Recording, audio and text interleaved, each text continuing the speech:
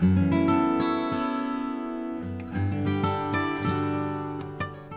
guys, it's Karen, and I'm here with Martin McCain, trombone extraordinaire and cam artist. How are you, Martin? Doing well. How are you doing, Karen? I'm good. I'm so excited that you're here in Nashville. How do you like it so far? Nashville is amazing. Yeah. I wish I could get up here more enough, but it kind of reminds me of Austin. It's just a very vibrant city. They call it the Music City, which is absolutely amazing. Yeah. How did you like breakfast? Breakfast was amazing. Went to Biscuit Love. That's And everything. I'm usually not even that big into biscuits, but yeah, if you're in Nashville, you have to go. You guys have to go to Biscuit Love, like for real. Awesome. So tell us, what are you working on and what's new? Oh, well, currently my next project, I'm a soloist with the Balcones Chamber Orchestra, and that's really exciting. I'm actually doing the bass trombone premiere of Anthony Plogue's Nocturne for bass trombone and strings. Okay. It's the bass trombone premiere. It was actually originally written for tuba. Very cool. And Carl Maria von Weber's Romance. Yeah. I arranged it for bass trombone, so that's kind of a premiere in itself with orchestra as well. Very cool. So that's coming up on March 25th, so I'm really excited about that. That is exciting. Okay, so I didn't give you an actual title because you do so many things. You're not just a bass trombonist, or tenor or whatever.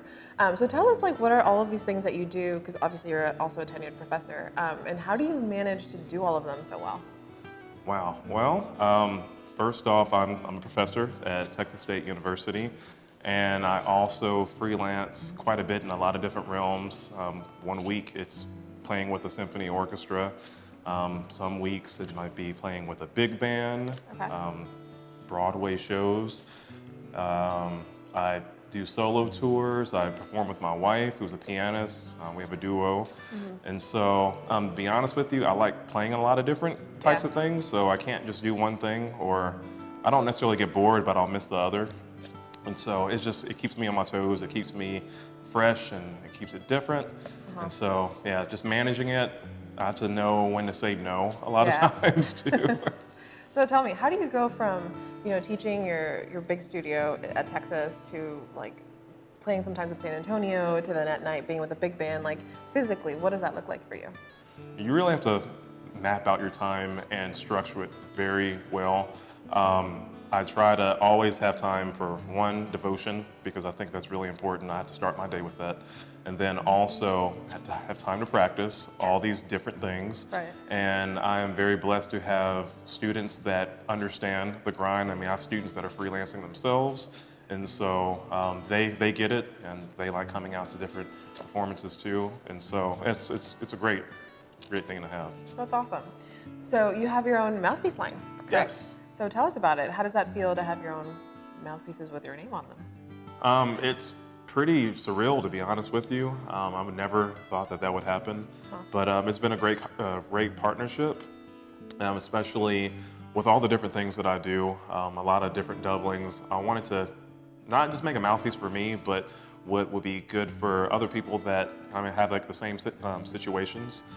With the contrabass mouthpiece, I don't feel like there's a lot of contrabass trombone mouthpieces out there and that are available. So I think a lot of people are asking about that right now, especially with the tuba mouthpiece is absolutely amazing. It's probably one of the best mouthpieces I've ever played, especially for bass trombone players who like to double. So it's great, and like I said, it's still hard to believe that happened, but I'm very, very thankful. Yeah, so where are they available?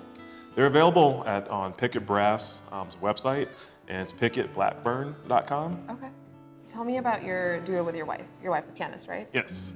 So we started playing together when we got married, probably a month after we got married. Okay. And that's been absolutely amazing, but we just recently decided to brand ourselves as a duo, and it's been great. She's a phenomenal player. She's very dynamic on stage. If you watch her perform, her facial expressions. I remember when we were dating, that was one of the first things I noticed about her. I'm wow, she's a really dynamic performer. And so, yeah, it's awesome to be able to play with each other, especially when we're traveling from school to school. I used to have to, use different pianists, different schools, and then rehearse, but, we just come together, we do our thing, and I think there's definitely a connection when you're married to someone, and so, yeah, it's awesome. Our rehearsals, we don't argue or anything like that. We don't fight, well, I think it should be this way, and vice versa. Because she's always right as a pianist. Oh yeah, absolutely. And as my wife. Right, right. Oh, that's so fun. So you also recently started consulting, kind of branching out as well as a duo. Yes. So what does that look like? What is that? It's great. Well, with both of us being professors, we feel charged with giving back to the students because we feel that a lot of music schools are still kind of teaching music students the old model, and we never believed in the whole idea of starving artists. And so we're trying to get students and young professionals to realize that there's other things that you can do, and this is how you can do them, and some things that their teachers might not be telling them what to do. And so it's been great. What the different things we've been doing so far, people have been eating it up, and so you can expect a lot more from us. That's awesome. So what is your goal with the consulting part of it? Like, are you wanting to create awareness for the young professional or organizations? What does that look like? Yes, definitely creating awareness.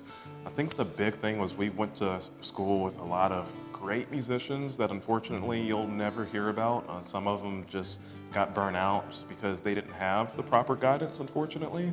And it shouldn't be like that. I mean, I think there's enough room for art everywhere, and that's the great way that entrepreneurship works this day and age. And so we're trying to get these people to realize that there is room for art, and you don't necessarily have to play in an orchestra, or you don't necessarily have to be a band director. You can do what you want to do if you just dream big.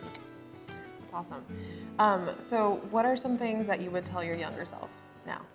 Definitely have more fun now. I mean, if anyone knew me when I was in college, I definitely had a lot of fun. I wasn't, I was very serious about my craft, but yeah, I mean, I partied. I was very involved on campus, but now I've realized that you try hard. You try hard at your job, but at the end of the day, I mean, you could go home and you just try again the next day. You don't have to be uptight about everything. Yeah. So tell me a little bit about your education. You have a doctorate, your wife has a doctorate. Yes. You guys are both really into the academia part of it. Like, what was that for you? Was it always, trombone performance the entire time? What did that look like? Yeah, so all my degrees are in trombone performance. I went to the University of Southern Mississippi for college, and that was a great experience. My teacher, Dr. Marta Hoffaker, was a fantastic role model. She was the first female to get her doctorate in trombone performance. Wow, And very cool. yeah, it's absolutely amazing, especially studying with a female trombonist as well. She definitely instilled in me musicality, and what was amazing about her, she performed on piano. So we had our own built-in pianist, and she taught from the piano. And so she did all of her recitals. She played our juries. We made finals and competitions. She would go to the trombone festival. She would play with us. Wow. Yeah, so it was definitely different, that's for sure. Yeah. And then I went to the University of Texas at Austin. And to be honest with you, I was on the orchestral track. That's what I wanted to do. I had no idea, or I was not thinking about being a college professor whatsoever. So I guess that's what we're trained to do in music school. If you're a performance major, you're going to go the orchestral track. Sure. But in Texas, you can teach private lessons and have your own private studio, and that's a completely different beast over there. Just learning like the all-region, the all-state system, and having students and seeing the success with that, it really meant a lot because it wasn't about me. It was what these students were learning. It was absolutely amazing, and so that's when I decided to stick around and get a doctorate. But and I learned that I wanted to be a college professor after my first year of my master's. That's awesome. Yeah, and I was very fortunate to have my first college position actually the first semester of my doctorate too. So that was a different transition because I was basically going to teach a class and then driving across the highway to attend a class all on the same day. Wow. Yeah, so I think that's kind of how I learned how to balance different things too, through those different experiences. So what do you do for fun? What do I do for fun? Well, anyone who knows me knows I love barbecuing. I'm from Memphis, Tennessee, which is a huge barbecue capital. I work and live in Texas, which is another huge barbecue capital. And I've loved barbecue ever since I was a kid. And then I figured I like it so much, I need to know how to do it. And that's what I'm big into now. So I have a lot of smokers, one day I'd like to join competitions. That's so awesome. Yeah, I'm actually getting into judging barbecue competitions too. What? Yeah, exactly. So how does that work? Do you try the food or? Yeah, well, Oh my gosh. a lot of people don't know this. You actually have to go to school. You have to go to barbecue judging school. So, like, it's not like when you're going to, judge a trombone competition, you have to go to school for that. Like, you actually have to go to school, and you have to, like, they have different categories. So, by appearance and by texture, by flavor. Wow. Yeah. Oh my goodness. So is there like a barbecuing community, and are you a part of something like that, or are you just like doing your own thing? Well, I'm joining the club in Memphis. There's a huge barbecue festival called Memphis in May. Okay. I grew up going to this thing and just eating the barbecue, and now it's just crazy that I'm going to be a part of that. That's And awesome. yeah, but like I said, the end goal is to actually compete one day. Yeah. And I'm even thinking about maybe even having like my own barbecue company, maybe after Yeah. trombone. Wow, that's amazing. Yeah. Very cool. So what does a typical day in your life look like with all of these things that you have going on? Oh wow, typical day. A typical day can start off with devotion. I'm very strong in my faith. I think that's very important. Can't really start the day without that. Yeah. And then it could be practicing. I think that's really important. Like having a daily routine. Try to instill that with all students, not just my own. I think that's very important. And then teaching. And I'll usually teach maybe 4 to 5 students a day. Okay. And at Texas State, we have a lot of different activities for trombone students: studio class, trombone choir, jazz trombone ensembles, and chamber music. So doing all those things as well. And at night, it could be a rehearsal with an orchestra or a big band gig till 1:30 in the morning. And then you do it again. That's awesome. So tell me about your trombone choir. I know it's huge in Texas. Like, what is that culture like, and what do you like about yours? Yeah, well, trombone choir is a huge thing. I mean, it started, the history dates back to the 1500s, but it became popular in the States and in the university setting due to Emory Remington, who's kind of, he's known as the chief, and he's probably the most influential trombone teacher in our history. And he started the trombone choir in the university setting at the Eastman School of Music. And especially in Texas, it's like a religion. Actually, trombone choir, it really was a religion with the Moravians in Bethlehem, Pennsylvania.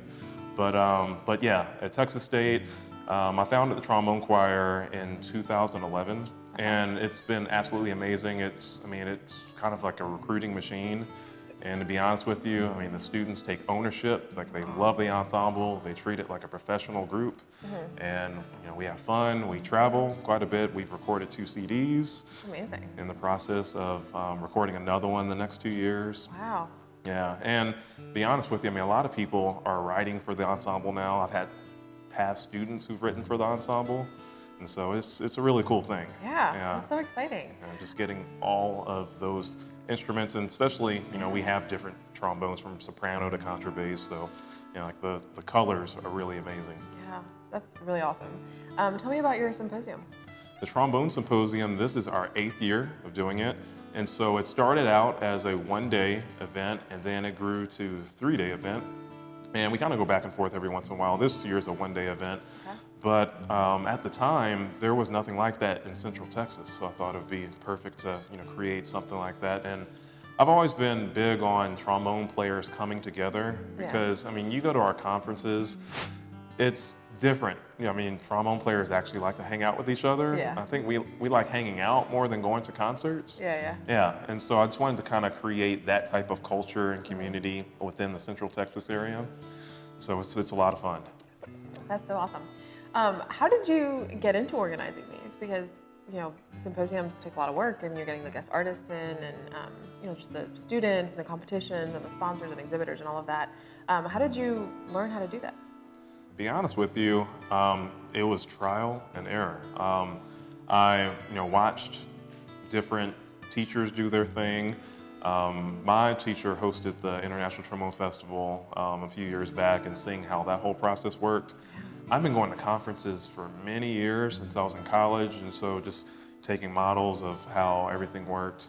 To be honest with you, a lot of people don't know about this, but someone wrote an article in an old ITA journal on how to run a symposium. And so I found it a couple years after I did mine and did research, and that's how I learned how to go do the 3-day format. Yeah. But you find some things that work, you find some things that don't work, and I usually ask my students their input, like, what do you guys think about this? Did you like this artist and whatnot? So try to make it more of a collaborative effort. Yeah. And I also have a jazz trombone colleague who's absolutely amazing. He takes care of all the jazz side of things for the symposium. So it's really nice to have that help too. Yeah. So we were talking the other day, and you mentioned, big band and your research and all of that. Can you tell us more about that? Because I thought it was really interesting. Yes. So my love for big band, I'll say it will start my freshman year in college. Jazz to me, when I was in high school, I was like more of an orchestral player, played in youth symphony. So jazz to me was doing pops concerts like not Duke Ellington, but doing Glenn Miller, stuff like that. It swung, but it's not like Duke Ellington or Count Basie swung. So, when I was my freshman at Southern Mississippi, I just switched to bass trombone. So I was already infatuated with the bass parts and the role within the big band. Yeah. It was just completely different. And I loved it. And to be honest with you, that helped me how to count too. Playing Bob Minster charts. Like I tell Bob Minster to this day, like, you're the reason I know how to count, because his compositions and his bass trombone parts were so complex. Yeah. So between that and then being in a jazz trombone ensemble in college, I felt at home in that role. And so then I went to Austin for grad school, and there are a lot of big bands in Austin. I mean, right now, there's probably 5 or 6 big bands, and I was involved with a lot of them, as well as playing in the big band in college. And I knew when I had to figure out a dissertation topic, I thought that was like the perfect one, because I was doing a lot of that, and I was more intrigued by the role of the instrument, and it's a completely different beast. It's just like playing lead trumpet in a big band. Like, you have a certain role that you have to have. Sure. And yeah, so it was amazing. I love it. That's awesome. So out of all of the things that you do, what would you say is kind of your top 1 or 3? I'm glad you said 1 or 3, because that's really difficult. There was one string of time where I was just playing with orchestra, and I just didn't have time to do the big band stuff, and I really miss big band. Vice versa. So if I would say a top anything, I would say musical theater production, because it's all of that rolled up into one. And I also like musical theater production because sometimes you have the opportunity to double, because they don't have these large orchestras, because you have to fit them in a small pit. So some theater productions, I'll play tenor, I'll play bass, I'll play tuba, which is cool. So it's kind of like orchestra, big band, opera, all rolled into one. So I would probably say that, orchestra, then big band. Okay, cool. Okay, so let's ask you a couple of fun questions. If you could pick your favorite place in the entire world that you've traveled to, what would it be? My favorite place, I would probably say, is Zagreb, Croatia. Okay. If anyone knows me, I love eating food. I love different cultures. And what's amazing about Zagreb, they have food from everywhere. It's close to Italy. It's an 8-hour drive from Munich. I feel like their Italian food's almost better than Italy's food. Okay. But yeah, like their bakeries are absolutely amazing. Amazing culture. They actually have state-funded orchestras, TV shows, TV orchestra shows. It's amazing. So I recommend anyone to check out Zagreb, Croatia. Yeah, that's awesome. So perfect segue. What's your favorite dish? Only one. Oh my gosh. Okay, if I have to pick one, it's actually not barbecue. I like the sport of barbecuing more than actually probably eating it. Okay. Sushi. Sushi? Love sushi. Okay. What kind of sushi? I like... Adventurous or? Yeah, I can definitely go adventurous. I mean, I can do octopus, I can do squid, like all that weird stuff. Yeah, I'm very adventurous when it comes to food. Yeah. Awesome. In the industry that we're in, it's very competitive. It's also like in the trombone world, it's very familial, and there's just all of these different dichotomies. How do you manage to keep yourself motivated? Wow. Well, with me, I try to perform as much as possible, especially with the tours. I feel like that keeps me honest. I try to, one, commission new works, so I'm not doing the old stuff all the time, but I'm making myself perform new pieces. And basically, it's that balancing act all over again. I think that's what keeps me fresh. If I was just doing one thing, the same thing all the time, it's really easy to be stagnant. So I like keeping myself busy. Yeah. So whenever you kind of get derailed a little bit, or all of us sometimes just lose motivation, do you have like a go-to thing that you do that kind of brings you back in? Yes, I love listening to recordings, to be honest with you. Recordings that made me realize how much I love this in the first place. A huge bass trombone role model for me was Charlie Vernon, so I'll go back and I'll listen to his albums, or Blair Bollinger, his albums, and I just remember, wow, that's how it's supposed to be done, and this is why I love doing what I'm doing. So you travel a lot. Tell us how you manage to like get it together and recover and like arrive and just be present everywhere that you're going, because travel does take out a lot Absolutely. of you physically. So one thing I learned to try to avoid traveling, if possible, getting off a plane and then teach right afterwards. So I really try to give myself some wiggle room, especially with students. I want to give them my all, and I just don't want to be like dead tired when I'm teaching. And so being organized is really important, just trying to structure your schedule accordingly so that you can always give your all to whatever you're doing. So would you say that you're a pretty balanced person? I would like to say so. I write a lot of things down. I write down goals on my notes on my iPad and different things that I want to accomplish. And actually, I have to do that, or I'm going to forget something. Yeah. So if anyone can say anything about me, especially my students, they'll say like, yeah, he's definitely organized, and like there's never a question, where do we have to be? What's going on? So last question, Martin. What do you want your legacy to be? I would like for my legacy to be known as a hard worker, someone who's very passionate about what they do, someone who's caring and understandable, and someone who loves their family, someone who loves God. That was awesome, Martin. Thank you. Guys, check him out. He's on Facebook, Instagram, and Twitter, and his website is martinmccain.com.